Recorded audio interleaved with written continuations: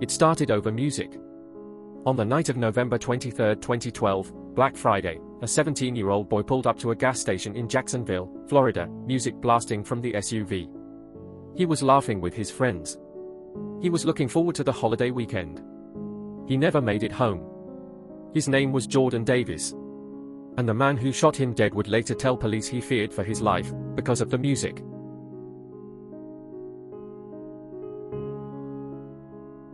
Jordan Russell Davis was 17 years old, a junior in high school in Marietta, Georgia. He was visiting his father in Jacksonville for the Thanksgiving holiday. By all accounts, Jordan was a normal teenager, funny, outgoing, loved music. He had his whole life ahead of him. On the other side of this story is Michael Dunn, a 45-year-old software developer. On that same night, Dunn stopped at a Gate gas station on Southside Boulevard with his fiancée, Rhonda Rua, to pick up wine and chips. What happened next, in that parking lot, would ignite a national conversation about race, self-defense laws, and whether a black teenager's life had any value in the eyes of the justice system. At approximately 7:40 p.m., Jordan Davis was sitting in the back seat of an SUV driven by his friend Tommy Storms. Also in the car were Leland Brunson and Tevin Thompson. The four teenagers had their music playing loud, rap music, specifically. Michael Dunn pulled his car alongside theirs at the gas station. Dunn later testified he asked the teenagers to turn down their music.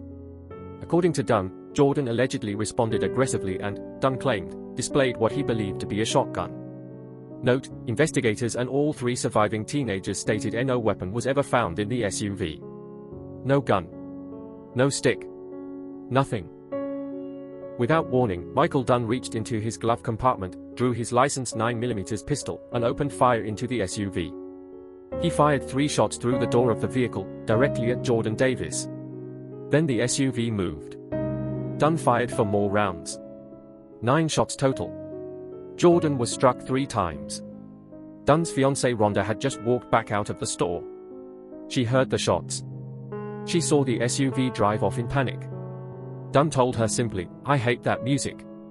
He then drove to a hotel, ordered a pizza, walked the dog, and went to sleep. He did not call police. He did not check on the teenagers. He did not tell his fiancée he had shot someone.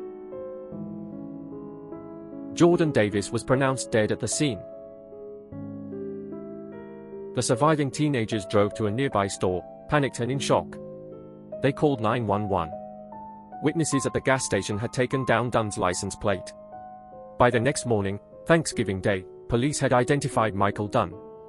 He was arrested the following day at his home in Satellite Beach, about 200 miles away. He had not come forward. He had not reported the incident. He claimed later that he genuinely did not know he had killed anyone. This is where the case becomes about much more than one night in a parking lot. Florida's Stand Your Ground law, the same law that had been at the center of the Trayvon Martin case just months earlier, allows a person to use deadly force if they reasonably believe they face imminent death or great bodily harm. Critically, there is no duty to retreat. Dunn's defense hinged entirely on this.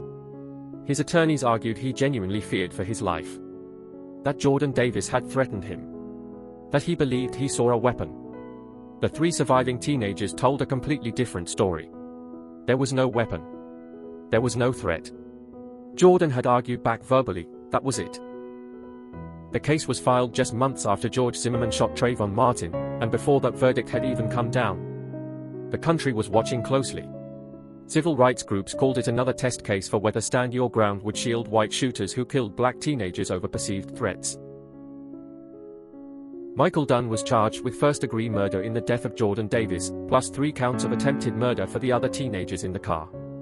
The prosecution painted a clear picture. This was a man who got into an argument, escalated it to lethal violence, and then calmly went to a hotel and ate pizza while a teenager bled out in a parking lot. The defense maintained that Dunn acted in self-defense, that he genuinely feared imminent death, that he saw a weapon, and that Stand Your Ground protected him. Dunn's fiancée Rhonda Rua testified for the prosecution. She confirmed Dunn told her he hated the music. She confirmed he never mentioned seeing a gun that night. This was devastating for the defense. After 30 hours of deliberation, the jury returned. They convicted Michael Dunn on 3 counts of attempted second-degree murder, for the 3 surviving teenagers.